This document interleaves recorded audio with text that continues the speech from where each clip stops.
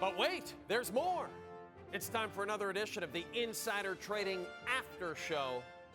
Here is our special guest on the After Show, TSN Hockey analyst, Martin Biron. Marty, I have a sort of a hypothetical question for you, because the guys were just talking about the fact that Gabe Landeskog is practicing with the Colorado Avalanche again. So if Landeskog is back for the playoffs, would you consider the Colorado Avalanche the favorites in the West? Okay, so it's going to be a huge emotional boost if Landeskog comes back for the playoffs, right? I mean, he is their captain, their leader, and you put him with McKinnon and Rantanen and Makar, and all of a sudden you're thinking, wow, this is a top-end line and a top-end team that could go back and win another Stanley Cup like they did a couple of years back. But here's the problem. Landeskog hasn't played hockey in forever, and missing the whole year and having 3 knee surgeries in the last 15 months. I mean, this is a huge test physically for Landeskog to even just be on the ice and practice.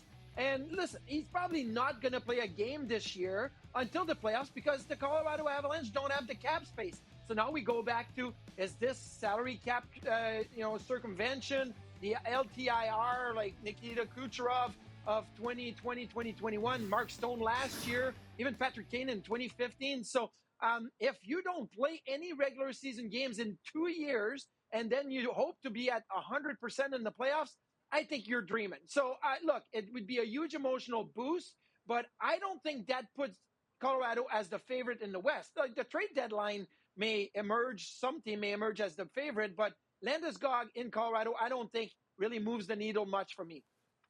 You mentioned salary cap circumvention, Marty.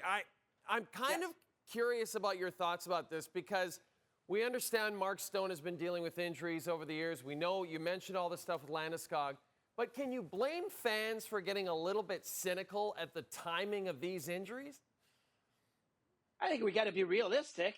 When Kane broke his collarbone, he had a broken collarbone. When Kucherov missed a whole season, there was a legitimate injury. Stone had multiple back surgeries, and now he has what is being rumored, a lacerated spleen. I mean, these are legitimate injuries. All these 3 teams, they ended up winning the cup. That's fantastic, right?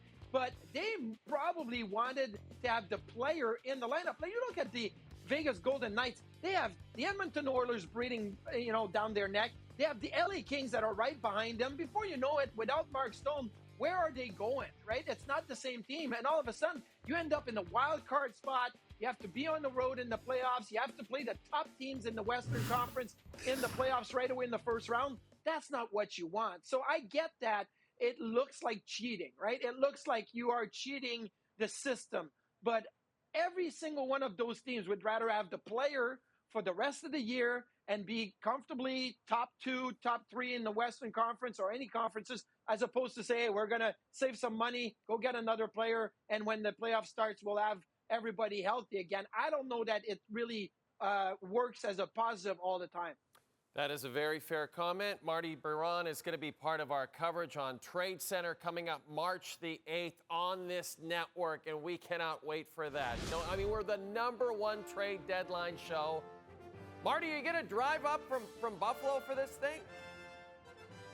Oh, absolutely, and I'm staying at your place that night. Perfect. All right, I'll get the sheets cleaned.